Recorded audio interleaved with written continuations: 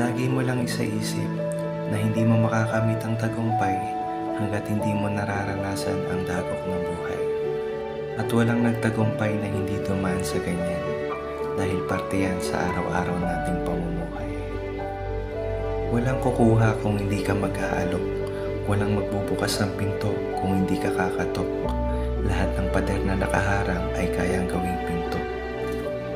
Dadalhin tayo sa kung ano ang iniisip natin. Ang kasiyahan ay hindi mo mahahanap kung hindi mo hahanapin. Ang hiling ay hindi mo makukuha kung hindi mo hihilingin. Tuloy lang at balang araw tayo ay titinggin. Hindi natin mapagtutugma ang hinaharap para sa iyong kinabukasan. Ang mapagtutugma mo lang ay ang iyong mga naranasan. Gawin mo itong pundasyon para manatiling matatag papunta sa magandang kapalaran.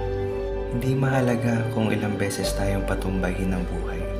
Ang mahalaga ay kung ilang beses kang bumangon para makamit ang tagumpay. Huwag kang susuko